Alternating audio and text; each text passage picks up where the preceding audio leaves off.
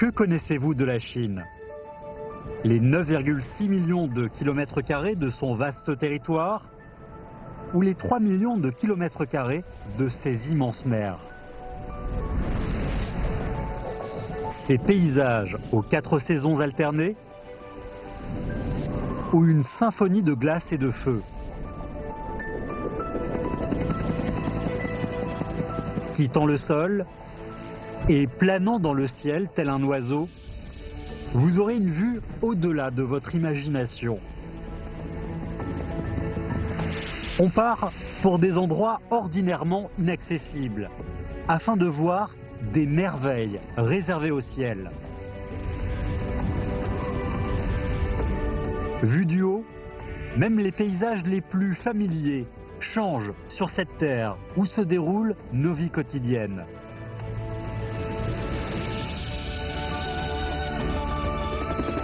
Du plus proche au foyer lointain, de la géographie naturelle à l'histoire humaine, un voyage aérien de 50 minutes vous donnera une expérience ultime, inédite. Maintenant, commençons notre aventure dans le ciel.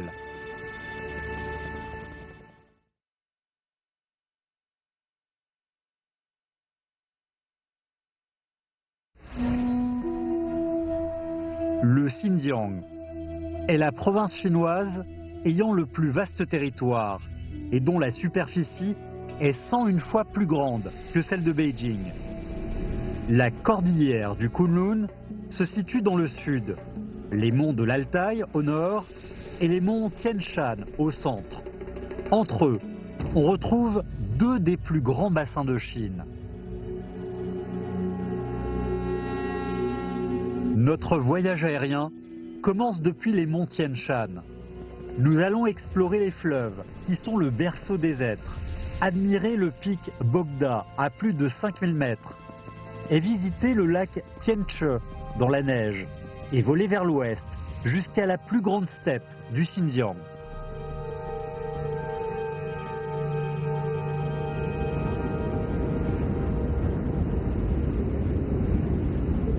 On considère souvent les fleuves, plutôt que les montagnes, comme berceau de la civilisation.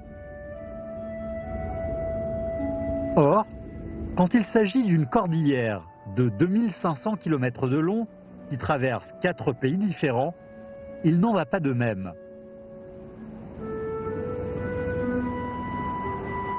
Le Xinjiang se situe dans une zone centrale extrêmement sèche du continent eurasiatique. Environ 10 000 glaciers sur les monts Tian Shan conservent une eau abondante, tel un gigantesque réservoir solide. Plus de 370 fleuves et de nombreux lacs y prennent leur source. L'eau a changé définitivement le destin de cette terre aride.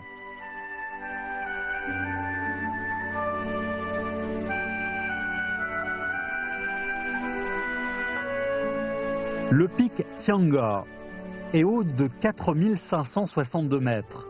Comme il est plutôt facile à grimper, beaucoup d'alpinistes le choisissent comme point de départ de leur aventure dans les montagnes enneigées. Pour eux, la vraie destination, c'est le pic Bogda, à 135 km de là.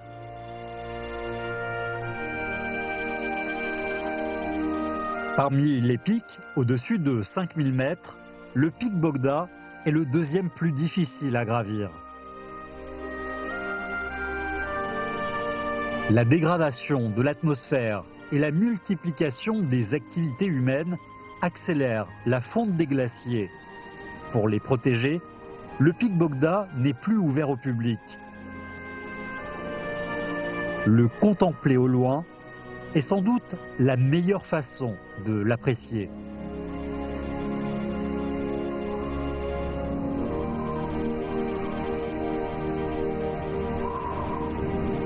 Ayant contourné le pic Bogda, on voit le lac Tianche incrusté au flanc nord des monts Tian Shan.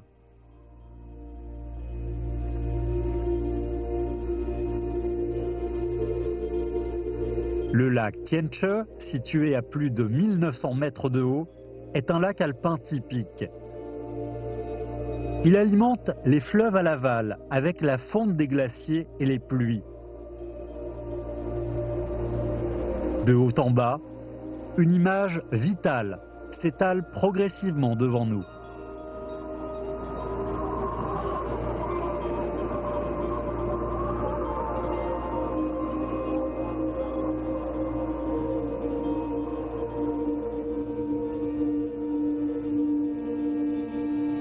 Nous voilà au centre des monts Tian Shan.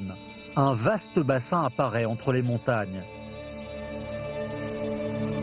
C'est la deuxième plus grande steppe de Chine, juste derrière la steppe Hulunbuir.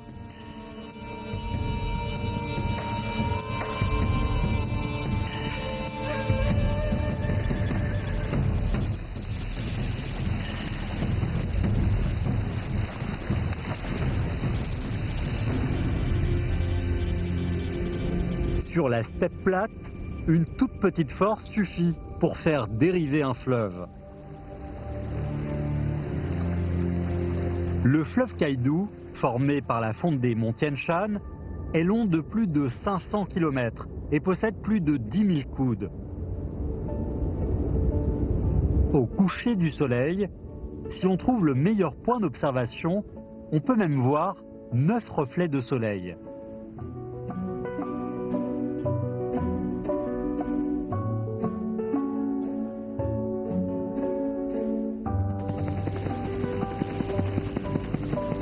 Une réserve naturelle de cygnes se cache au fond de la steppe. Actuellement, la période de reproduction des cygnes se produit. Cette année, une centaine de cygnes sont nés ici. Les petits cygnes devront maîtriser le vol d'ici quelques mois. Avant l'arrivée de l'hiver, ils commenceront la première migration de leur vie. L'Himalaya sera leur premier défi pendant le voyage.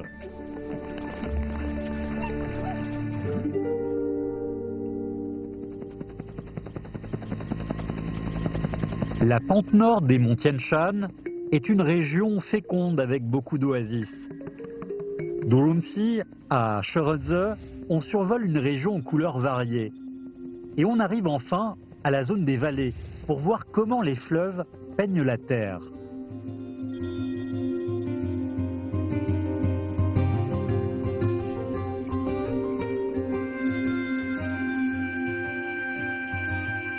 Urumqi est la métropole la plus éloignée de la mer au monde.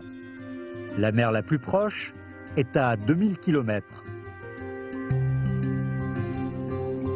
Mais elle est aussi la métropole la plus proche des glaciers, qui l'approvisionnent à une centaine de kilomètres.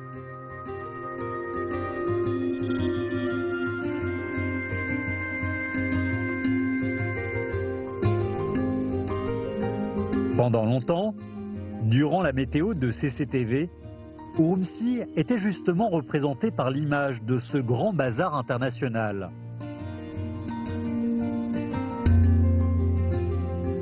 Le mot bazar veut dire marché. Comme le dit un proverbe local, on peut tout trouver dans le bazar, sauf ses parents.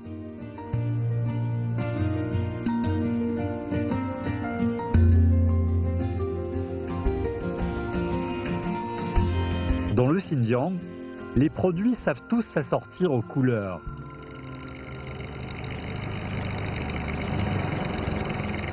En septembre, le coton de Shireze est le premier à monter en scène. Allant contre l'idée préconçue des gens que le coton est blanc, il existe en fait des espèces de coton coloré dans la nature, dont ce coton brun. Le coton peut être utilisé dans la fabrication des billets. Il est par exemple le composant principal des billets de renminbi.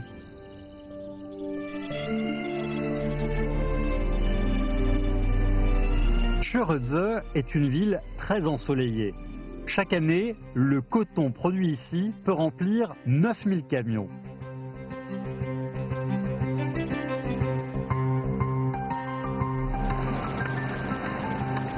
Par rapport au coton, la tomate est une nouvelle venue. Elle a été introduite au Xinjiang il y a seulement quelques dizaines d'années. Les cultures rouges, comme la tomate, préfèrent le soleil abondant et l'écart radical de température. Dans le Xinjiang, le soleil brille plus de 2500 heures par an et l'écart de température entre le jour et la nuit peut atteindre une dizaine de degrés, ce qui rend cette région idéale pour la croissance des tomates. Aujourd'hui, le Xinjiang est la troisième plus grande base de traitement de tomates, derrière les États-Unis et l'Italie. Une bouteille de sauce tomate sur 4 dans le monde est produite ici.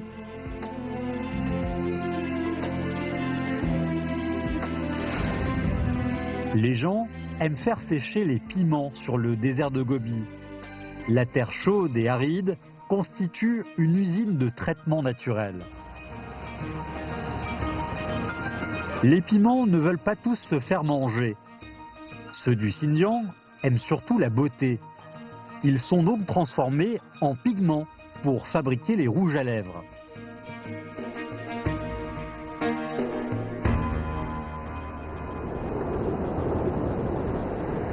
Volons vers l'ouest le long de la pente nord des monts Tian Shan.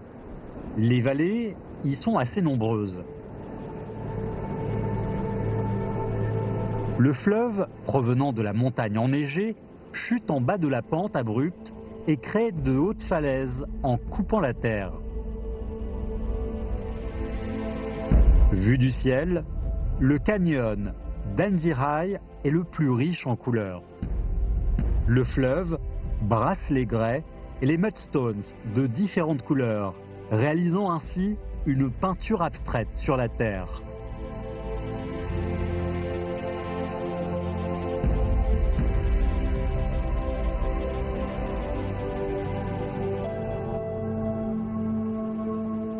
Maintenant, rendons-nous à la vallée d'Ili, la région la plus humide du Xinjiang.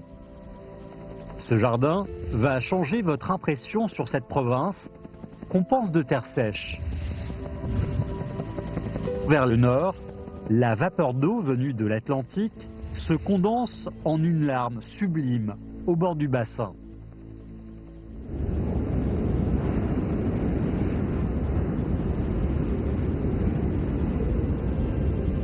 L'Atlantique, à des milliers de kilomètres d'ici, déploie sa magie dans la vallée d'Ili.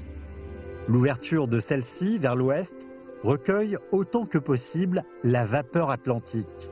Les précipitations abondantes et l'eau de la fonte des montagnes de neige créent ensemble ces paysages qui font penser au sud du fleuve Yangtze. En avril, les fleurs d'abricot se précipitent pour s'épanouir dans la vallée d'Ili.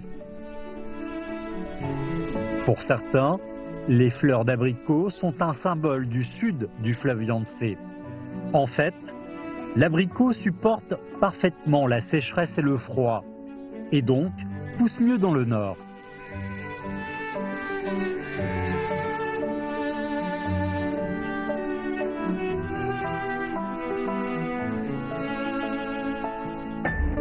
Les fleurs d'abricot s'épanouissent pendant seulement une semaine. Mais cela n'empêche qu'elles forment un paysage exceptionnel en plein printemps.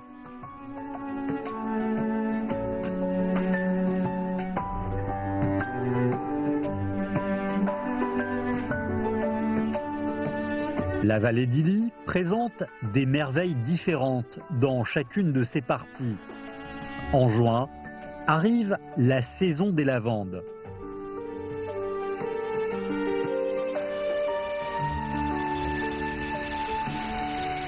Avant les années 60, toutes les lavandes en Chine étaient importées.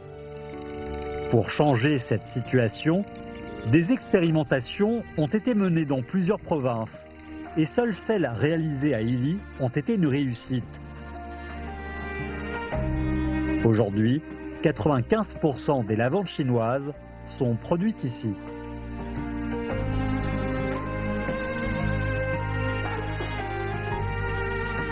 Dans l'ouest de la vallée d'Ili se trouve une petite ville extraordinaire. Pour déchiffrer l'énigme de cette ville, il faut l'observer du ciel. La ville s'est inspirée des 8 trigrammes. Il y a plus de 70 ans, le chef du district de Tékès a fait traîner des charrues par 20 bœufs à partir du centre pour tracer l'archétype des routes de la ville, basé sur les 8 trigrammes. 8 routes principales et 4 rocades relient toutes les rues de la ville.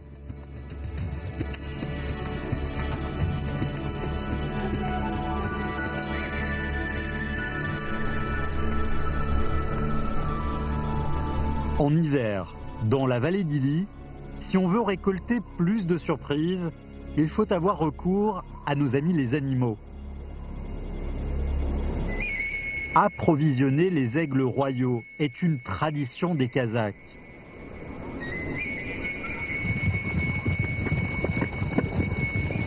L'aigle royal est l'un des oiseaux les plus féroces du monde.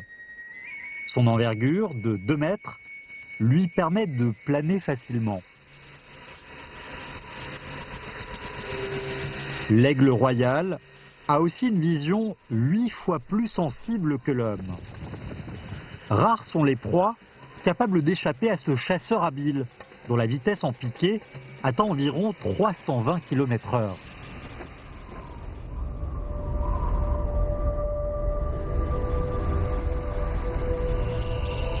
L'autoroute Seram-Godzego est la première autoroute montagneuse du Xinjiang. Elle traverse beaucoup de vallées escarpées. La plus grande différence de niveau se trouve à Godzego. Voici le passage entre Ili et le nord du Xinjiang. À l'autre bout du pont, le lac Seram est juste devant nous.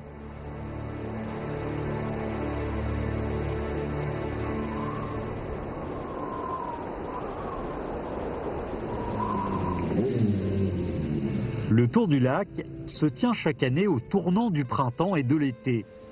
Les cyclistes doivent traverser les montagnes avant d'atteindre le bord du lac Seram. Ce trajet est considéré comme la plus belle section du tour.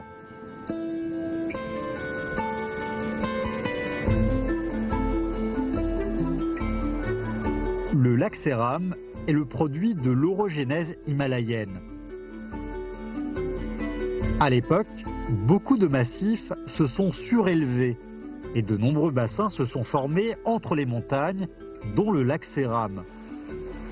Il est devenu progressivement un lac fermé sur la montagne. Aucun poisson ne peut vivre ici. Seuls très peu de microbes subsistent. Par la suite, on a réussi à cultiver des poissons d'eau froide. La multiplication des espèces de poissons fait venir de plus en plus d'oiseaux attirés par l'odeur de la nourriture.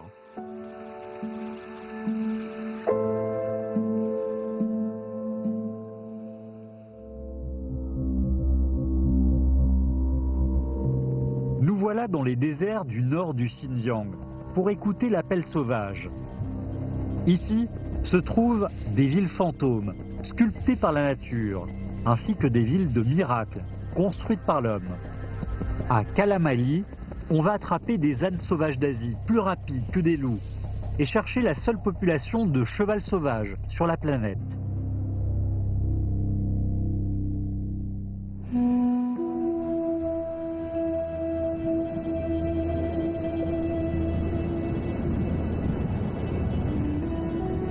Il y a plusieurs villes fantômes au Xinjiang.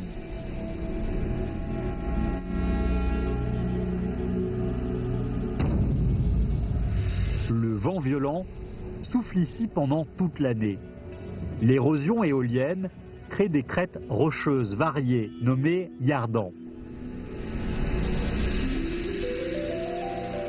La ville fantôme maritime se situe au bord est du lac Dzili. L'eau du lac fait venir les êtres. Les cavernes sur les falaises servent d'abri aux oiseaux. Ayant volé 300 km, On arrive dans la Dzoungari. Une autre ville fantôme s'étale sous nos yeux.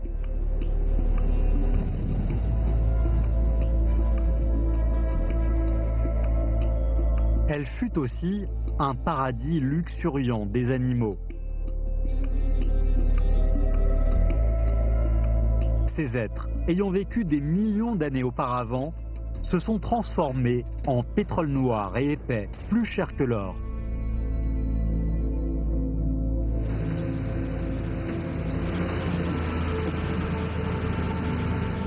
Avec l'exploitation du pétrole, une ville est née dans le désert. C'est Karamaï.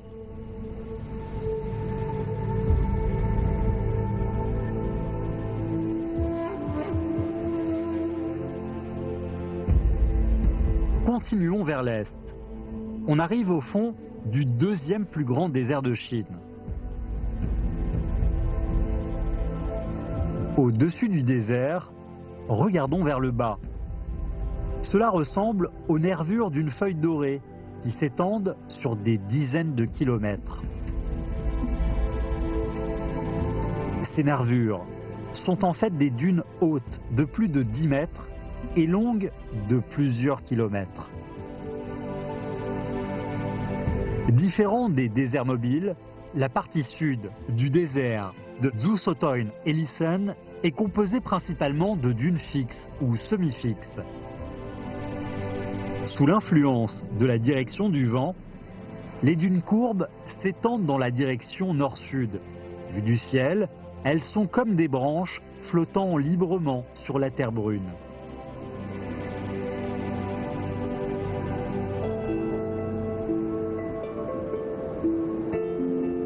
À l'est du désert se trouve la réserve naturelle de Kalamaili. D'apparence enveloppée par un silence total, elle montre pourtant une forte vitalité à l'intérieur. Les ânes sauvages d'Asie sont les animaux les plus nombreux ici.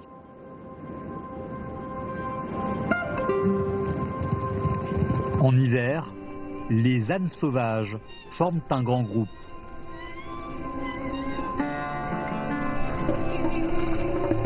Un âne fiable prend la charge de la direction. Si besoin, il donnera l'alerte de tout danger éventuel sans aucun retard. Dirigés par leur chef, les ânes sauvages se retirent rapidement en ordre. Avec une vitesse de plus de 60 km/h, même les loups n'arrivent pas à les rattraper.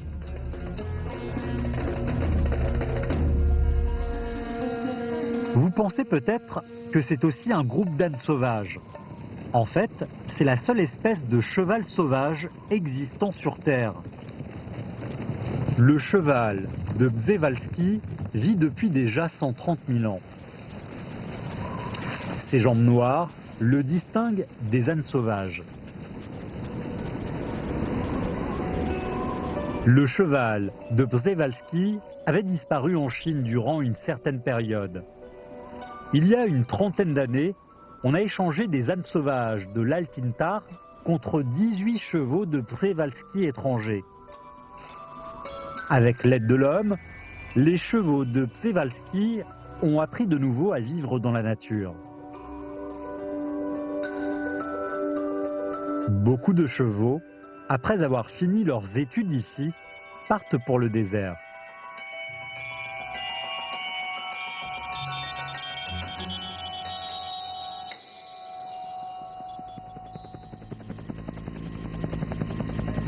Volant le long de la montagne de l'Altaï, allons recueillir les histoires entre l'homme et la nature.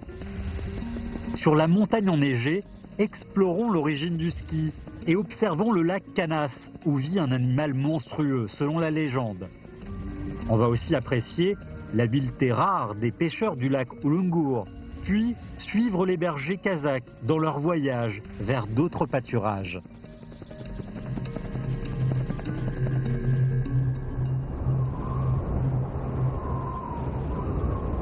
En traversant la Dzoungari du sud, au nord, on approche de la cordillère à l'extrémité nord du Xinjiang.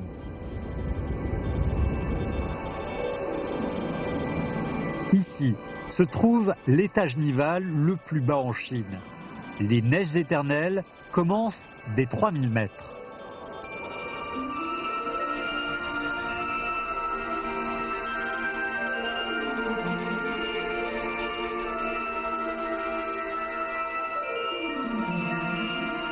La mine numéro 3 est un trésor de métaux rares.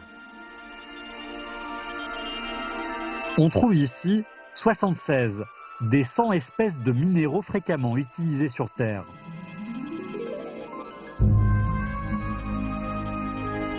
C'est grâce à ces métaux rares que les vaisseaux spatiaux Shenzhou ont pu voyager dans l'espace.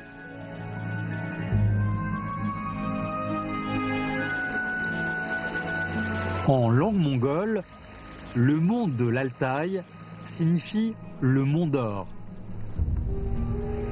Quelques siècles plus tôt, il y a eu 50 000 chercheurs d'or dans la montagne. Mais dans l'histoire, ce lieu est connu comme étant le foyer des peuples nomades et des chasseurs du Nord.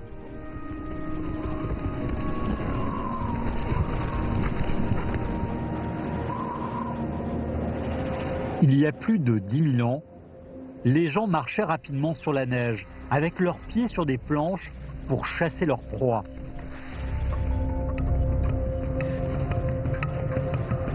Les dessins pariétaux découverts ici documentent bien cette scène. Altaï est aussi considéré comme l'un des lieux d'origine du ski.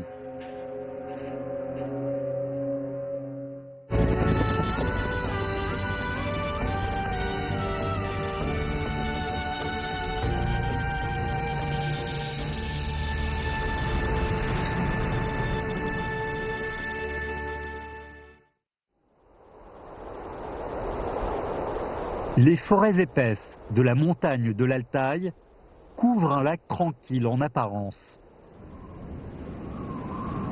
La profondeur du lac Kanas atteint presque 190 mètres. Là-bas, c'est tout un monde inconnu.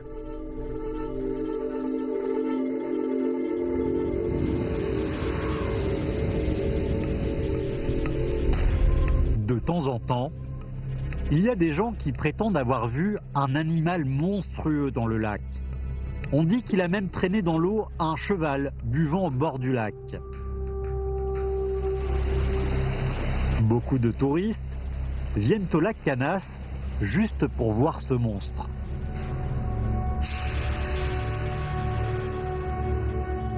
La plupart des scientifiques pensent que ce monstre est probablement un Ruchotaimen qui vit dans la profondeur du lac. Ce poisson est long de 2 mètres environ. Féroce et mystérieux, il fait surface occasionnellement en soulevant des vagues.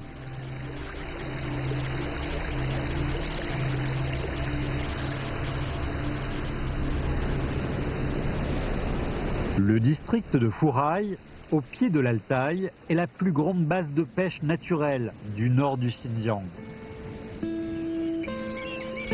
La pêche est interdite en mai.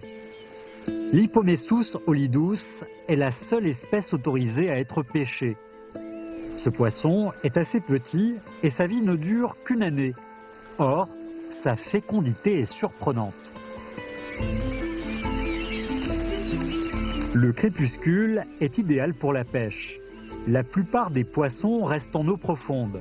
Seul l'Hypomessus holidus peut venir en eau peu profonde pour aleviner et chercher de quoi manger.